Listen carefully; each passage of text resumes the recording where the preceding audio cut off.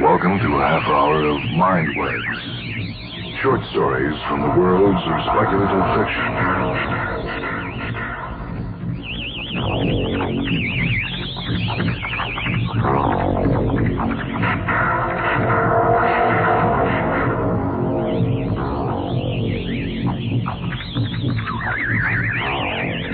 This is Michael Hansen with a mindweb story, and it comes from a collection edited by Groff Conklin called 13 Great Stories of Science Fiction.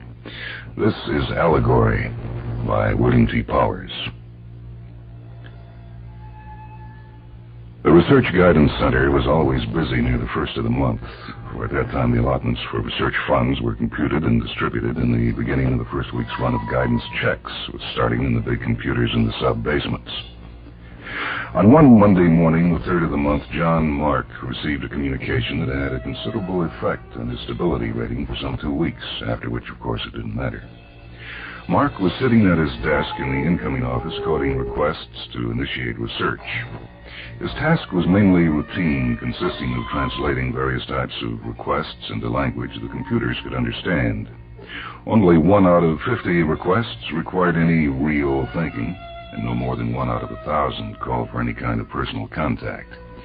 His mind, comfortably locked into a smooth and ordered pattern, was stirred only by events of highly unusual nature. He stared, big-eyed, at the application that had arrested his fingers over the coder keys. Name, Henry Norris. Address, WJCHN 10110011101001. Nature of projected research, application of anti-gravity device to various forms of transportation. Confusion stirred dangerously in Mark's solar plexus. His mind, well trained to handle this sensation, searched quickly through the possibilities and handed up an answer. Mark smiled.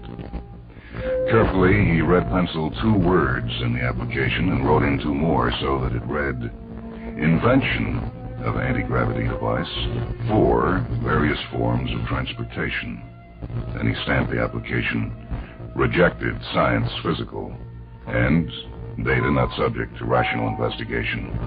And he mailed it back to WJCHN 10110011011001. 4 days later, he got it back with a letter. Dear Sir, I have received the enclosed application, returned with the wording changed and a rejection stamp across the middle of it. Naturally, the way you have reworded my application, I can see why you rejected it. However, I wish to apply for permission to apply an invention, not to develop it. Therefore, I am returning another application worded properly, and wish to have slightly more accurate handling this time. Mark wondered why the chill went up his spine. Of course, there was nothing to worry about, but, well, that was it. There was nothing to worry about. With a sigh, he coded the application and sent it to Science Physical. By the time he came back from lunch, the rejected form with the usual explanatory letter was lying on his desk. Out of habit, he scanned it. Dear Sir, your application is being rejected by the Department of Physical Sciences for the following reasons. 1, no anti-gravity device exists. 2, the approved laws of physical science do not allow for the existence of anti-gravity devices. Owing to certain data too complex to go into in this letter, we cannot allow computations for determining the probability of the development of such a device to occupy the services of the Physical Sciences Computing Department. We suggest that you refer to, and there followed a long list of library codes, enumerating books and papers concerning anti-gravity, and a final admonition to become more versed in the laws of physical science. Mark knew that part, so he skipped it. As a matter of form, he added a penciled note to the letter apologizing for the initial mishandling and sent the envelope and its contents off to the mailing chutes. 4 days later, there was a letter from WJCHN 10110011101001 lying on the desk. Dear Sir, I have received your rejection of my application. Since nobody at RTC seems to be able to read, I shall appear personally at your office a week from the date of mailing this letter. In order to avoid any further contact with whomever it is on your staff that is illiterate, I shall bring a working model of my device.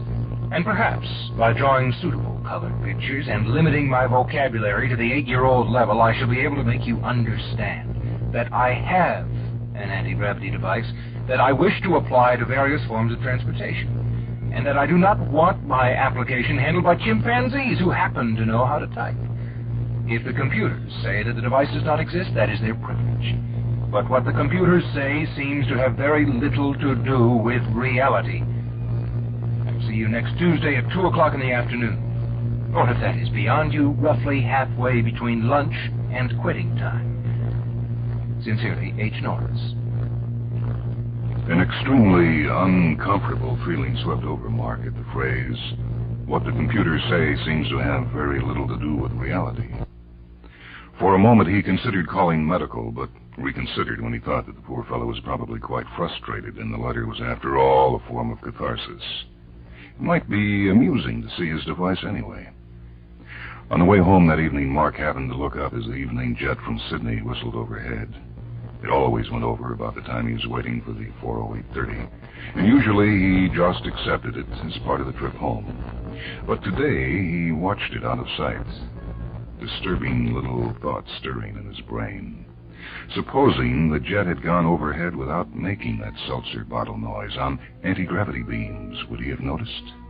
He felt sure he would have, and that everyone else would have too. He could just picture the mass uneasiness, feel the surging emotions. That evening at supper he was unusually silent, and the next morning his wife had to go talk it over with the family psych. It had been quite a shock to her, for she had been planning exactly how she was going to tell him about the letter from her sister, which in itself was an unexpected and therefore unpleasant event. When John had failed to spend 3/4 of an hour reading the paper after she had set the dishes to wash and had turned on the news broadcast instead, her whole pattern had been disrupted. John himself even seemed a little upset that morning, but he refused to go to the psych with her. By the time Monday morning came around again, and then Tuesday morning, John Mark had pretty well forgotten that he was going to have a visitor. His wife had fully recovered, having found that she could make up for the insecurity by making a few purchases recommended by the psych, and repeating phrases G36992 and 9973 several times to herself before she went to sleep. She had used those particular passages from the auto-correction book before, with equally fine results. Just about lunchtime, Mark remembered the phrase, "What the computers say has very little to do with reality." It startled him, and he began to get confused, wondering why on earth he would think a thing like that. Fortunately, there was a health view machine nearby, and after watching his favorite actress for a few moments, he was quite calm again. He ate lunch and returned calmly to his desk, where he resumed the coding. Roughly halfway between lunch and quitting time, he remembered that Norris was due any moment. What made him remember was Norris, who walked through the door precisely at 2 o'clock. Are you Mark? He had a briefcase in his hand, upon which Mark's eyes fastened helplessly. "John Mark, yes, how do you do?"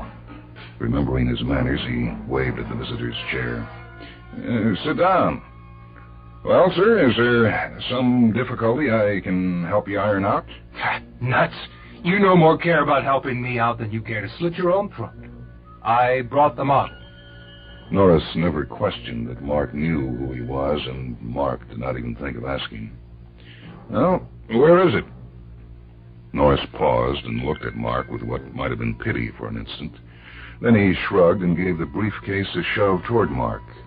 It sailed silently through the air in a straight line toward Mark's head. There was, apparently, nothing holding it up. Mark stared uncomprehendingly at the approaching brown rectangle. His mind kept supplying briefcase after briefcase, all leaving the one in the air and following the neat parabola to the floor, but the real one kept demanding his attention. Something began whispering in his mind, becoming momentarily more desperate. For every action, there is an equal and opposite reaction. You will fall. You will fall. Section 356, paragraph 9, subhead A, gravity is... I swear to uphold the tenets of security and welfare. Remember, son, there's always a computer to turn to. What the computers say seems to have very little to do with reality. And then his hands reached up involuntarily and received the briefcase, and he felt it for an instant, and fainted. Are you going to do that again? No, he said, and picked himself out of the visitor's chair where Norris had evidently put him, and drank the water that Norris held out to him. Mark's face burned with shame, and he felt terribly depressed. Do you believe me now? Get out, please. That's not after 18 years and 2 weeks. I am going to get this fog-bound outfit to grant me permission to apply my device to various forms of transportation. Or I am going to know the reason why. But it's absolutely impossible. There's no possible way that you could develop an anti-gravity device. The laws of physics are... Look, friend, who made up those laws of physics? Why, nobody. The computers deduced them from the basic facts of the universe. And who said that those were the basic facts of the universe? Oh, why, that's ridiculous. The basic facts are the basic facts. It doesn't matter who discovered them. They're still basic. Norris pointed silently to the briefcase. It was drifting between the desk and the water cooler, being accelerated slowly by the slight draft from the air conditioner. Mark looked only for an instant and then averted his eyes. That is a very disturbing illusion, and you know that illusions are illegal. Now, I request you to explain it at once, rationally. You can't get out, can you? I can't convince you that there's no trick, no illusion. Why should I even try to let you? There's no point in it. It can't happen, so why should you try to convince me? I don't understand. What don't you understand? You can see this. What is there to understand about it? But I know what I can see. Let me state it as simply as I can. In this briefcase, I have a device which nullifies the attraction of the Earth. It is adjusted so that it exactly balances out the weight of the briefcase. There is nothing inside the briefcase but the device, and there is nothing else holding up the briefcase. Therefore, I have an anti-gravity device. Furthermore, I wish to make some money from it, as I have practically starved my fool head off for 18 years and 2 weeks working on the silly thing. It no longer impresses me.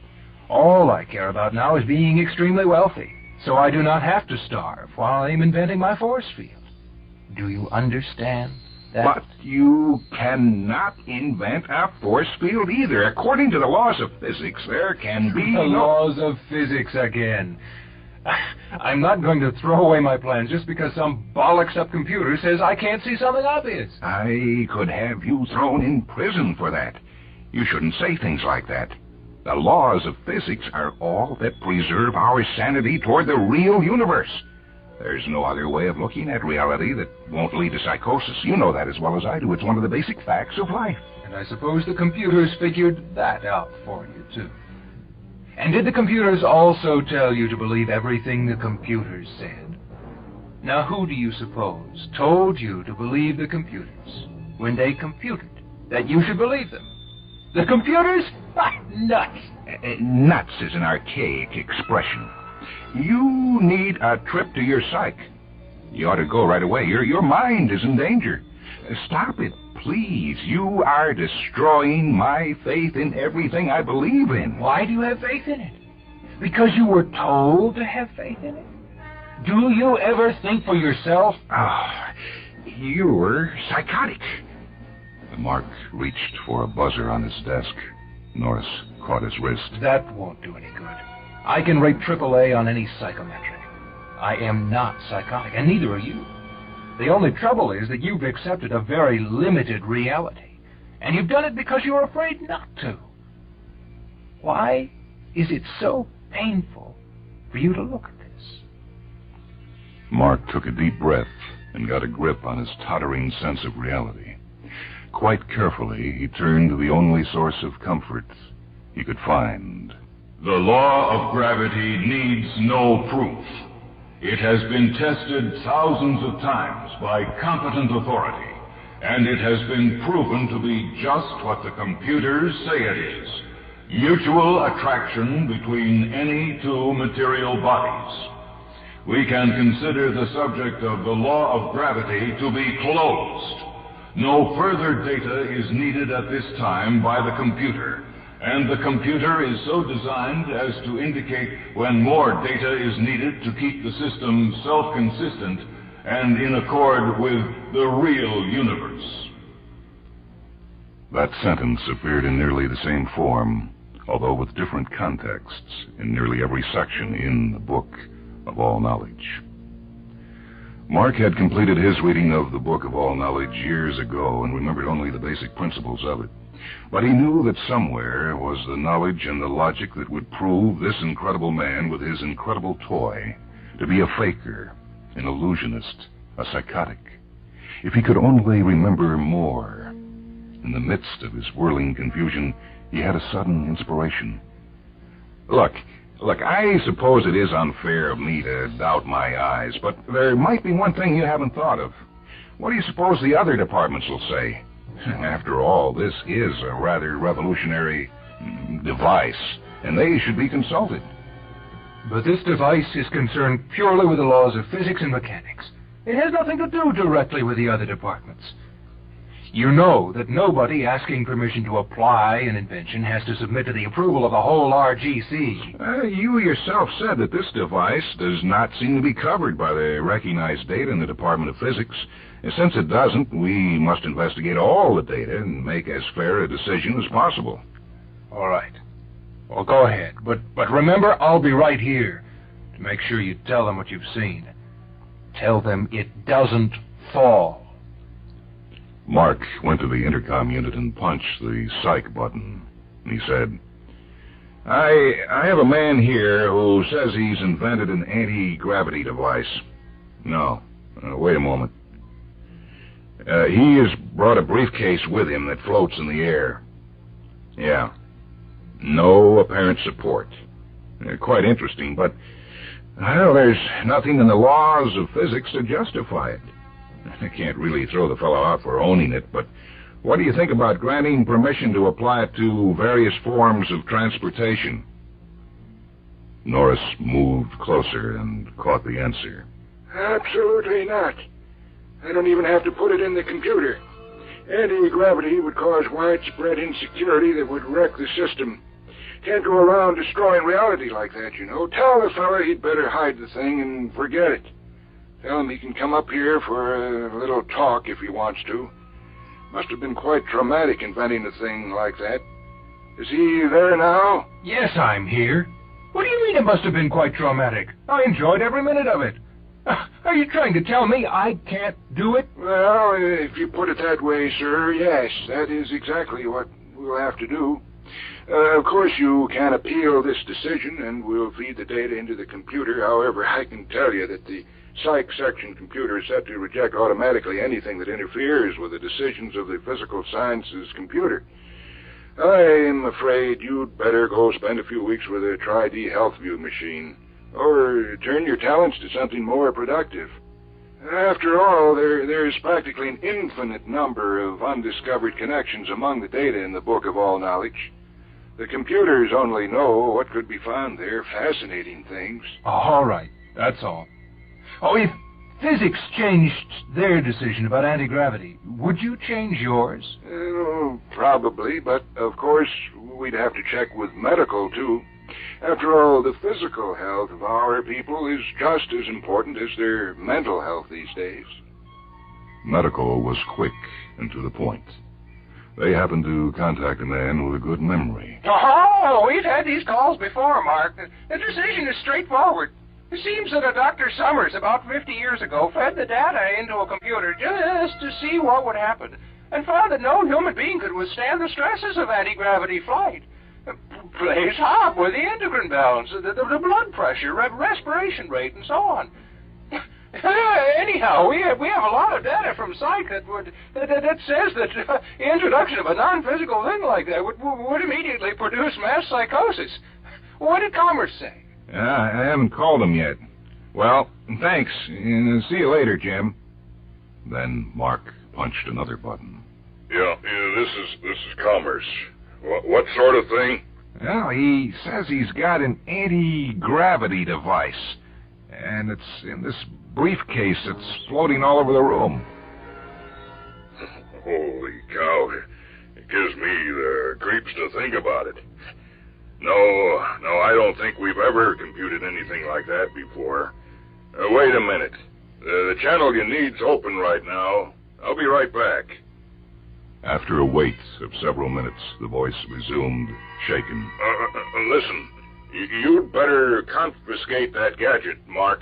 If it ever got out, the whole system would go right down to a security rating with zeros after the decimal point. It's poison. The computer isn't even set up to handle a new form of transportation. The fuel and loading capacities figure in, and a lot of other factors. I fed in anti-gravity as a fact, and the charts came out looking all bloody. No go, Mark. Norris didn't bother to reply to that one. Mark noticed the silence and asked, "Well, you want me to call communications and law and transport and philosophy?" No. You absolutely can't see, can you? Well, it's all perfectly plain. The device just does not belong in this world. Even if it were real, it would still be the worst possible thing that could happen. You know what you're trying to do to the system, don't you? I know. Now look, don't take it so hard. I know these things seem awfully important at the time, but you'll forget about it soon enough. Why, there are thousands of things that are desperately needed, and anyone who could create an illusion as convincing as that could certainly make all the money he wants producing devices that the computers will permit. You're just all caught up in this thing, and all you need to do is get away from it for a while. After all, 18 years. Yes, 18 years and 2 weeks. Are you really convinced that what you are saying is supposed to make me feel better? Norris, you are attacking the basic human drive, the urge to be secure, to be safe, to be taken care of. If you take away people's desire for security, then you've left them nothing to live for. Don't you see that? Have you tried not wanting security? Don't be ridiculous. Why should I deliberately drive myself psychotic? How do you know you're not? Mark stared at him a long moment. He knew that was an old gimmick, but suddenly he could not remember what the logical answer to it was supposed to be. Norris, watching him closely, sighed and began. Why do you believe the computers? Because they give me my security. Why do you need security? Security's a basic drive. There's no why to it. Mark was staring out the window, feeling strangely caught in something, in some web of thought that Norris was weaving. How do you know that it's basic? The computers say it is. All the computers say so. Who decided that the computers would say that? Nobody. It's a basic fact. How do you know it's a basic fact? The computers say it is. Who decided the computers would say it is? Nobody. The computers. I don't know. How can you find out? I don't want to find out. Why not? The computers will provide an answer if I need it. Who said that you have to go to the computers for an answer? The computers? Why don't you leave me alone? Why should I leave you alone? Get out of here. You're trying to drive me crazy. What do you mean by crazy? You're crazy. You're trying to destroy the reality of the computer. Why shouldn't I destroy the reality of the computer? It's all in the book of all knowledge. I don't want to answer any more questions. Who wrote the book of all knowledge? The computers. The computers. You know all these things. Why are you doing this? Please get out of here. What are you afraid of having happen? Are you starting to think? Look, please, get out or I'll have you arrested. Norris stood up, gathering his briefcase to him. You will continue thinking about this. Mark tried to think, but all that came to his mind was the series of questions and answers, each time nagging at something in his brain as though something there was whispering, "It's so obvious, so obvious." It lasted all through that night and all the next day and on into the night after that. About 2 o'clock in the morning, after he had used the last of his strength in trying to sleep and trying to think of the lake shores and the mountains and the health views and trying to be unconscious and trying to die, he began to weep. They took him to the asylum a week later. He was strangely calm as they propelled him toward the gates. He watched silently as they filled out the dozens of forms, the assignments, the agreements, the legal trivia. As they approached the great gray building, he began to smile, and as he waited in the anteroom to be checked in, he chuckled. Walking through the long series of locked and barred doors, he guffawed, and while the attendant spun the dials on the last and most ponderous door, he held his sides and roared. That was over soon, and he took a deep breath, like a man who has swum a long way underwater. When the door swung wide, he gasped. Norris looked up from the workbench, gestured at the huge, gleaming laboratory, the scurrying, white-coated men, the racks of equipment, the panels studded with jacks and meters, and Norris said, grinning, "Welcome to the loony bin."